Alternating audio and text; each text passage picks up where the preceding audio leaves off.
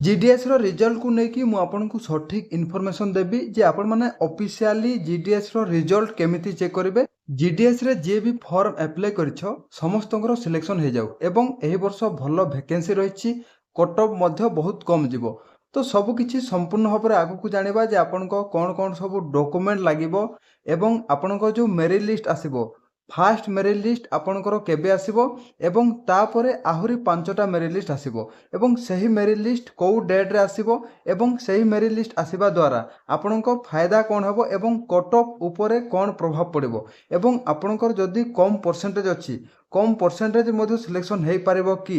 एवं आपणकर जो सर्किल वाइज बा आपणकर डिवीजन वाइज जो आपणकर सिलेक्शन प्रोसेस रहिछि कौ डिविजन रे केते फॉर्म अप्लाई हेछि एवं कौ डिविजन रे पूर्व वर्ष कम कट ऑफ जाइथिला एवं एही वर्ष आपण माने कौ डिविजन रे फॉर्म अप्लाई करथिले आपनकर गोटे पोस्ट सुनिश्चित हबो। तो सब किछि आगो को संपूर्ण भाबरे जानिबा। प्रथमे जानिबा डॉक्यूमेंट विषय रे काहे कि ना आपण माने निहाती भाबरे जानि रखिबा दरकार जे आपनको कोन कोन डॉक्यूमेंट लागिवो एवं आपण माने जदी सिलेक्शन होचंती जदी एही सब डॉक्यूमेंट नथिबो ताहेले आपनको डिस्क्वालिफाई कर दिया जिवो बा आपनको रिजेक्ट कर दिया जिवो। तो निहाती भाबरे एही सब डॉक्यूमेंट थियाकू पड़िबो। तापर जानिबा जे आपनकर जो प्रथम मेरिट लिस्ट केबे आसीबो ऑफिशियली आपण माने केमिति चेक करबे ता सहित जो आपनकर डिवीजन वाइज कट ऑफ जाय थाए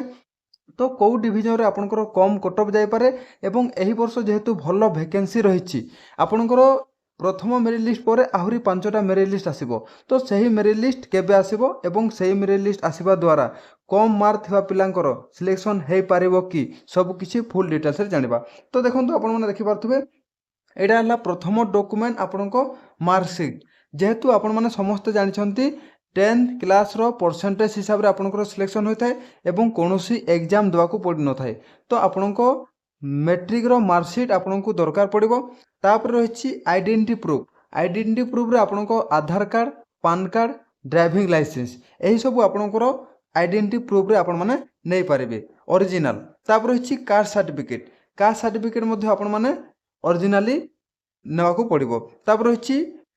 PWBD सर्टिफिकेट आपनको नेवाकू पड़िबो। जदि आपण माने EWS कैटेगरी बिलोंग्स करथुबे EWS सर्टिफिकेट दरकार पड़िबो। जदि आपण माने ट्रांसजेंडर कैटेगरी बिलोंग्स करछंती ताहेले ट्रांसजेंडर आपण माने सर्टिफिकेट नेवाकू पड़िबो। पर रहिछि date of birth proof certificate बा आपनकर 10th रो मार्कशीट हो किंबा आपनकर पाखरे जदि डेट ऑफ बर्थ सर्टिफिकेट अछि आपण माने सेटा मध्ये नेवाकू पड़िबो। तापर रहिछि मेडिकल फिटनेस सर्टिफिकेट आपनकर medical certificate issue by a medical officer of any government hospital जे कोनसे गुटे हॉस्पिटल रो आपनकर पाखरे गुटे मेडिकल फिटनेस सर्टिफिकेट थिबाकू पड़िबो। तो कलर पासपोर्ट फोटो लागिबो एतिकी ही डॉक्यूमेंट लागिबो। आपण माने एही सब डॉक्यूमेंट रेडी करके रखंतु एवं प्रथम मेरिट लिस्ट केबे आसीबो से ऊपर जानिबा तापर जानिबा आपनको कट ऑफ विषय रे। एइटा हैला जीडीएस रो न्यू वेबसाइट यार पूर्वर गुटे पुराना वेबसाइट थिला किंतु एही वेबसाइट को अपडेट कर दिया जायछि 2026 रे एवं आपण माने देखि पारथुबे एटा हला जीडीएस रो नुआ ऑफिशियल वेबसाइट। एही वेबसाइट ही आपण माने रिजल्ट देखिबा को पाइबे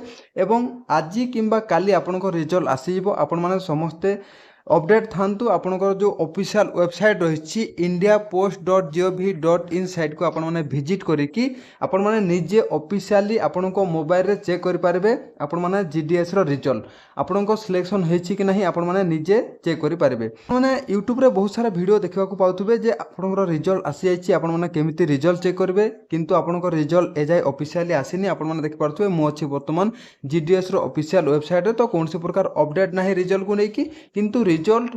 आमे पूर्व वर्ष रो रिजल्ट को जदि देखिबा एही वर्ष मध्ये आपनकर रिजल्ट एबे सुधा आसी जिबा कथा किंतु ए जाय आसीनी किंतु आपण माने गुटे दिन 2 दिन अपेक्षा करंतु आपनकर रिजल्ट आसी जिवो। पूर्व वर्ष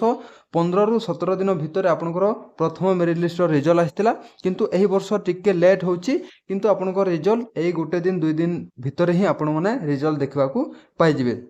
तो देखंतु आमे जदि कट ऑफ विषय रे कहबा आपण माने समस्त जानिचंती जीडीएस रे कोनोसी प्रकार एग्जाम होय न थाए आपनको मैट्रिक रो परसेंटेज हिसाब रे आपनको सिलेक्शन करा जाय थाए। तो सही अनुसार आमे जदि देखिबा प्रथम मेरिट लिस्ट सही पिलार ना आसी थाए कि जो डिवीजन रे फॉर्म अप्लाई हेतबो सही डिवीजन रे हाईएस्ट स्कोर रखितबा पिलार प्रथम मेरिट लिस्ट रे ना आसी थाए। तापर आपण माने समस्त जानिचंती जेहेतु जीडीएस रे आपनकर फॉर्म अप्लाई होताए तो एमिति भी पिला अछंती जे कि फेक आपनकर